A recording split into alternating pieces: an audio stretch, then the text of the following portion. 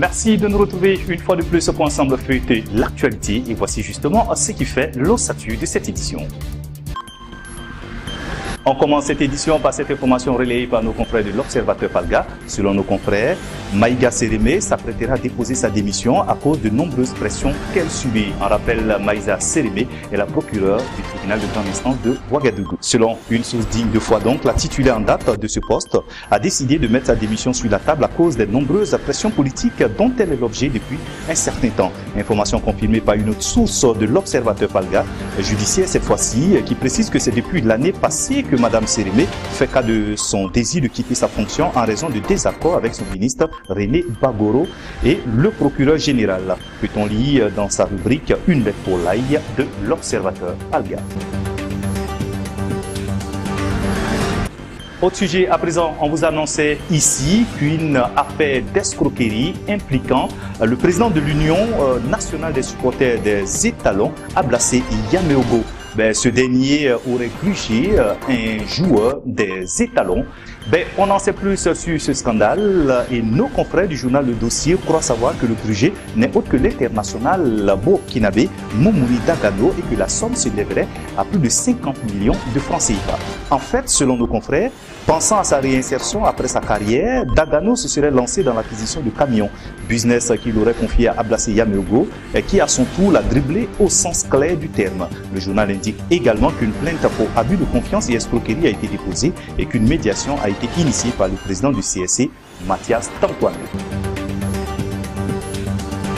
Une agence d'épargne et de crédit qui disparaît dans la nature en emportant les versements de ses adhérents, c'est le triste constat fait par les membres de la mutuelle d'épargne et de crédit des artisans producteurs du Burkina Faso à Koudougou.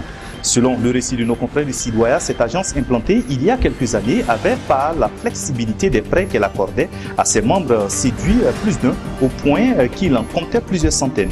En fin 2018, des inquiétudes avaient commencé à planer sur la sincérité de cette mutuelle puisque les versements étaient toujours possibles mais pas de retrait pour raison de problèmes techniques.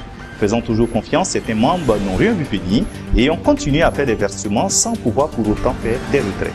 Début février 2019, l'agence de Koudougou est hermétiquement fermée sans répondant. Selon toujours Sidoya, on parle de plus de 60 millions de francs CFA qui se seraient volatilisés. Et puis on parle à présent politique pour dire que le président du Faso Roch Macky Sankaboré a reçu ce vendredi en audience et en fin de matinée une délégation du Haut Conseil pour la réconciliation et l'unité nationale Ashkroun conduite par son président Léandre Bassolé.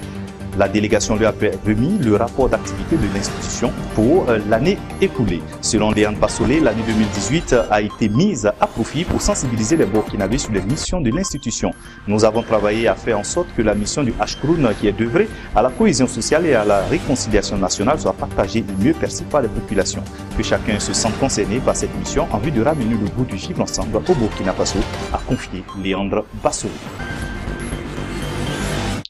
Et puis, l'Agence nationale de la météorologie a annoncé qu'une nappe de poussière intéressera progressivement la majeure partie du pays, donc le Burkina Faso, à partir de la journée du 5 avril et ce durant les 48 heures à venir. Les visibilités pourraient être significativement réduites dans certaines localités. Et puis, page triste de cette édition, décédé le 1er avril 2019, le réalisateur Saint-Pierre Yameogo a été conduit à sa dernière demeure au cimetière municipal de Gounguin le 4 avril dernier. Parents, acteurs du cinéma et de l'audiovisuel, autorités administratives en charge du cinéma sont passés tour à tour s'incliner sur le corps de l'illustre réalisateur, lui dit un ultime au revoir et témoigner leur soutien et compassion à sa famille. C'est sur cette triste nouvelle qu'on se quitte, qu'on referme les portes de cette édition. Merci de nous avoir suivis. On se retrouve très prochainement.